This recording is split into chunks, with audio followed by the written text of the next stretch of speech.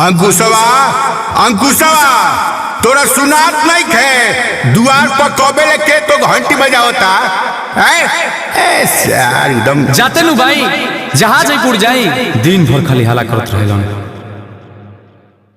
बाबूजी बाबूजी देखो आज हमार सरकारी कागज आ गइल, नौकरी लाग गइल आर्मी के।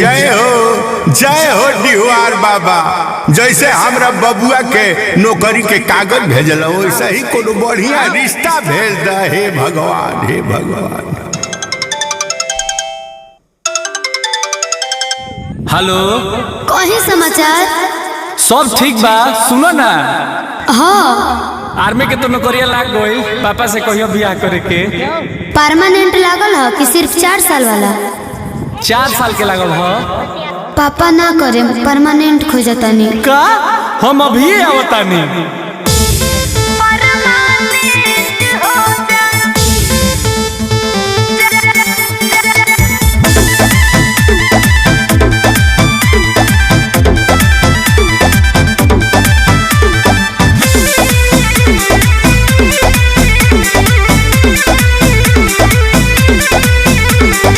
लाग गइल जब सरकारी सनम हो, तोहरा के बड़ी खुश राखब हम हो। लाग गइल जब सरकारी सनम हो, तोहरा के बड़ी खुश राखब हम हो। ए जानू अब तब तो हमरा मम्मी के हो जाए। 4 साल बाद कैसे ढोबब बोझा, जानू परमानेंट हो जा। 4 साल बाद कैसे ढोबब बोझा, जानू परमानेंट हो जा। हे तू बुझत छै कुनु 4 साल बाद फिर सरकार कोनो दूसरा विभाग में भेज दी, दुल्हा सरकारी रही।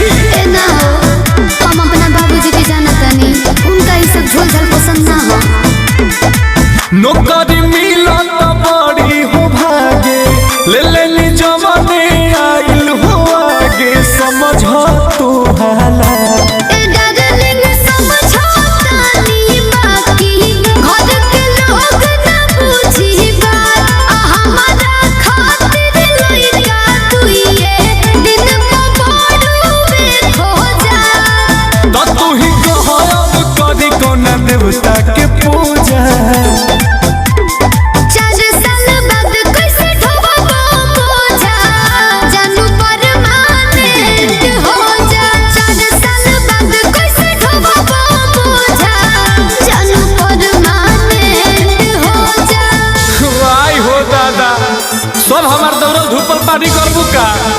पागल कर देलू एकदम। ए तो हमरा समझ में नहीं आवत, मेहनत कम कइले रहला का? ई 4 साल वाला में कैसे घुस गेला ह? ए हम तारा प्यार में इतना पागल रहे कि 4 और 24 बुझाता। अच्छा म्यूजिक बाय आर्या शर्मा। तोहरा से शादी करे खातिर कहीं